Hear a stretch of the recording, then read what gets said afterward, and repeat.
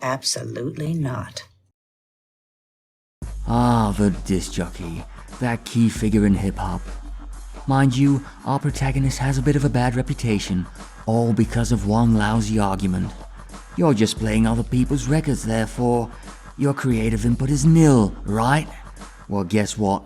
Wrong. DJs can actually have creative input on 3 different levels. Level 1. Mixing. Even the simplest and most amateur of DJs know that planning a DJ routine doesn't come easy. Before you even start mixing, several choices need to be made. What to play, in what order.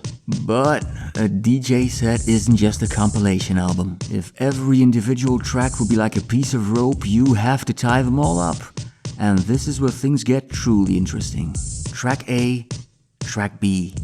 At one point, they will have to blend into one another. But how? Ever since the 1970s, DJs have come up with solutions. Like you could start cutting a record, loop certain parts, or shift that pitch. Just so you can introduce a gray, or in this case purple zone, in between 2 tracks. People who say DJ sets are uncreative fail to see that the excitement isn't just about individual records, but about how they are held together and when they transition into one another. Speaking of transitions. Level 2. The mashup. The mashup isn't just any mix, it's a different beast. It's like taking a step back and looking at the overall structure of 2 or more records before blending them on a molecular level. Typically, a mashup will take the vocals of one song and put them over the instrumental track of another. This is typical.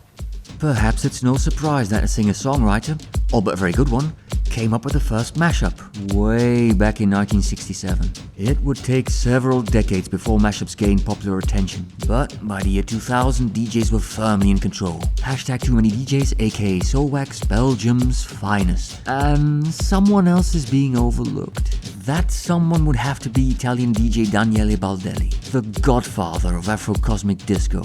Mutant disco from northern Italy, with long, beat-driven segues stretching the transition between 2 tracks and creating a no-man's land in between.